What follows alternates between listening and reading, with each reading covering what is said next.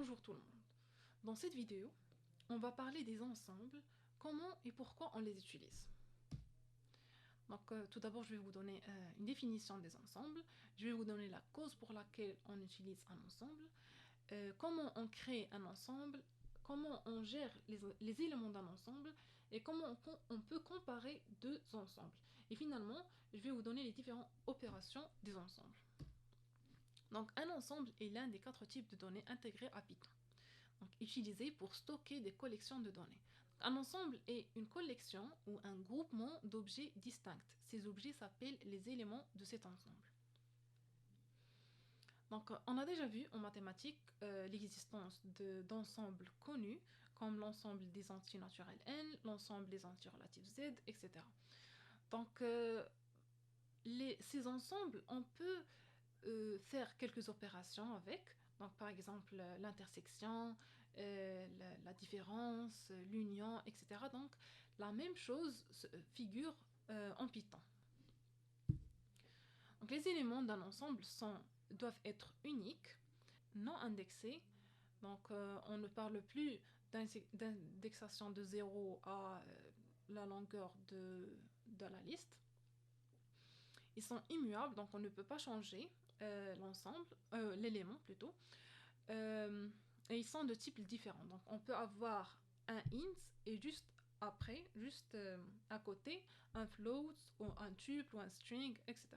Donc un ensemble ne peut pas avoir un élément mutable. Donc on ne peut pas avoir comme élément des listes, des ensembles ou des dictionnaires. Donc les listes, dictionnaires, tuples et ensembles s'utilisent dans différents contextes. Donc, maintenant, on va savoir pourquoi on utilise un ensemble, pourquoi on utilise les autres types. Donc, on peut choisir liste si on a besoin d'une séquence ordonnée d'éléments. Si on veut accéder à nos éléments d'une manière facile et avoir notre liste ordonnée. On peut utiliser les dictionnaires si on a besoin d'associer des valeurs à des clés. Les tuples, ils sont utilisés si on a besoin de conserver des éléments uniques d'une manière ordonnée. Et finalement, l'ensemble, si on a besoin de conserver des éléments uniques ou de supprimer des valeurs doublons à partir d'un autre type de données. Par exemple, si on a une liste et elle contient des éléments qui sont dupliqués, donc on va créer un ensemble avec notre liste qui contient des duplications et les duplications seront supprimées. Donc c'est pour cela qu'on utilise les ensembles. C'est une des causes. Donc la création se fait avec des accolades comme un dictionnaire, sauf que les dictionnaires, on a des clés et des valeurs. Ici, on a des éléments distincts, normaux, et on utilise les accolades. Dans cet exemple, on a mon ensemble qui contient 1 une seule fois, 2 deux fois, 3 trois fois et 4 quatre fois, mais on a dit que on n'a pas de duplication, donc toutes les duplications seront supprimées. Donc on peut aussi créer avec la fonction set.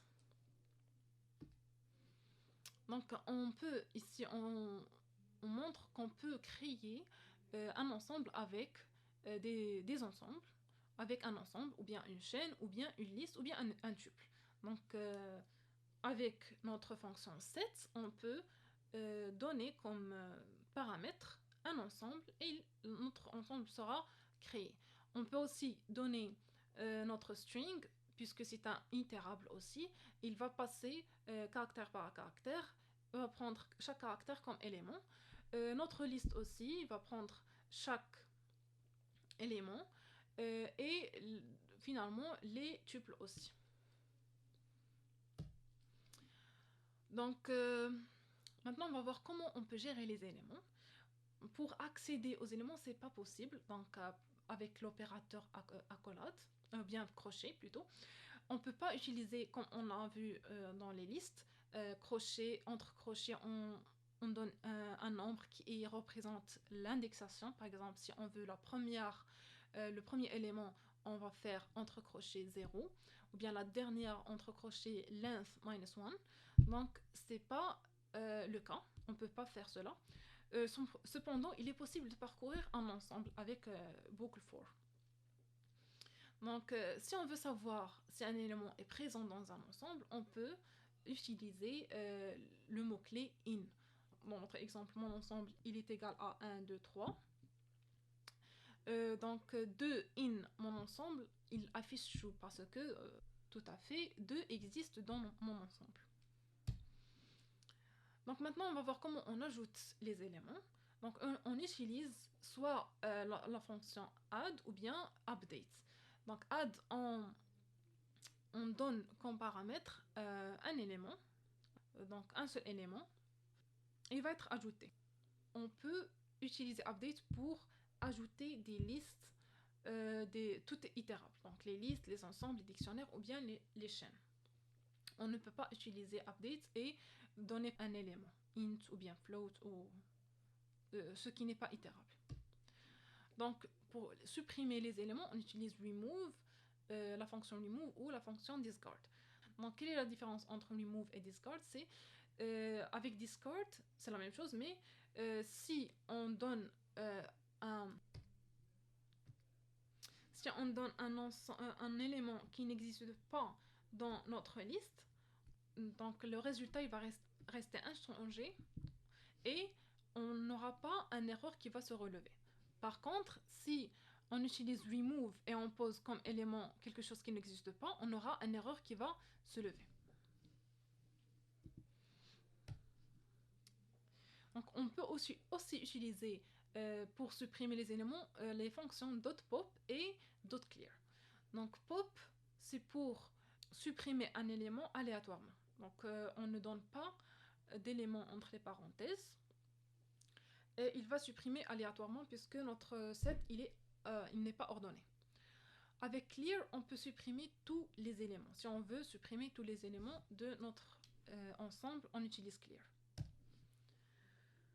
Donc, on a déjà dit que les ensembles dans Python, il a le même concept que les ensembles qu'on a vus en mathématiques. Donc, on a déjà vu que entre deux ensembles, on peut dire est-ce qu'ils sont égaux, est-ce qu'il est inférieur à un autre ensemble ou bien supérieur. Donc, la même chose figure en Python. On peut dire, par exemple, dans le premier exemple, 1, 2, 3, est-ce qu'il est mon ensemble, est-ce qu'il est égal à 1, 2, 3, et puisque c'est le cas, on aura comme affichage true. Dans le deuxième exemple, on a mon ensemble égal à 1, 2, 3, 4, est-ce qu'il est supérieur à 2, 3, et puisque c'est le cas, l'affichage sera true. Donc maintenant, on va voir les différentes opérations des ensembles. Tout ce qui peut se faire en mathématiques comme union, intersection, différence, etc. On va voir comment on fait cela en Python aussi. Donc, union crée un ensemble représentant l'union entre deux ou plusieurs ensembles. Donc, on va avoir comme résultat tout ce qui existe dans la première ensemble et la deuxième ensemble. Sauf qu'on n'aura pas de duplication. Donc, on peut faire aussi l'union avec le symbole pipe. Donc, pour l'intersection, on peut faire une intersection entre deux ensembles et recevoir seulement l'élément qui existe et dans le premier élément et dans le deuxième élément. Donc, l'intersection peut également se représenter avec et commercial ou bien 1%. Donc, pour faire la différence entre deux ensembles, ça veut dire on supprime ce qui existe dans E2 et existe dans E1. Puisque E1 il est composé de 1 et 2, E2 composé de 2 et 3, ce qui existe dans les deux, c'est l'élément 2, donc il va être supprimé de E1, et l'ensemble qu'on va recevoir, il est composé de seulement 1. Donc pour l'opération Symmetric Difference, elle crée un ensemble contenant les éléments qui est présent seulement dans un des deux ensembles.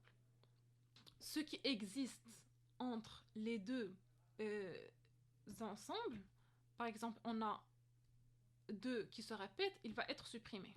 On aura l'union 1, 2, 3, minus l'intersection qui est 2. Ce qui figure et dans E1 et dans E2 va être supprimé, on aura comme résultat 1, 2, 3. Donc l'intersection, la différence symétrique plutôt peut également se représenter avec le petit chapeau.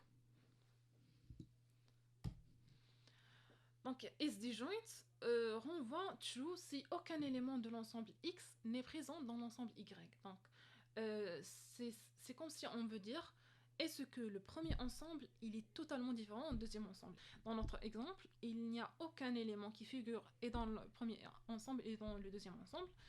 Donc is disjoint va renvoyer true. On a aussi is subset, ça veut dire que est-ce que un ensemble il est dans un autre ensemble. Par exemple ici on a un ensemble A, B, C et le deuxième ensemble F, E, D. On peut dire que X, qui est notre petit ensemble, il est un subset de Y. Donc X is subset va renvoyer true. Maintenant, is superset, c'est le contraire. Donc on a X qui est composé de F, E, D, A, B, C. Donc ça, c'est notre ensemble X. Et ça, c'est notre ensemble Y. Est-ce que notre X, il est superset? Est-ce qu'il est plus grand, bien superset de Y? Donc, puisque c'est le cas, donc is superset va renvoyer true. Maintenant, on va voir un exercice. On va créer deux séries de nombres, 1, 2, 3 et 2, 3, 4. Puis on va afficher les nombres qui sont en commun dans les deux séries. Afficher le plus grand nombre qui n'est présent que dans une seule série, puis afficher tous les nombres sans doublon. Donc pour la solution est comme ceci. Donc on a utilisé premièrement is intersection pour avoir seulement ce qui figure donc non pas ça. Donc ce qui figure dans les deux ensemble en même temps. On va utiliser dans la deuxième question symmetric difference pour supprimer ce qui figure dans les deux. Donc on a 1 et 4. Et on va voir le maximum avec notre fonction max. Puisque le max c'est 4, donc on a le résultat 4. Finalement, pour avoir tous les éléments sans duplication, on va seulement utiliser union. Donc voilà. On a vu les ensembles, c'est quoi un ensemble, c'est quoi comment on crée un ensemble, pourquoi on utilise un ensemble et comment on gère les éléments des ensembles et utiliser les opérations, les différentes opérations pour comparer les ensembles.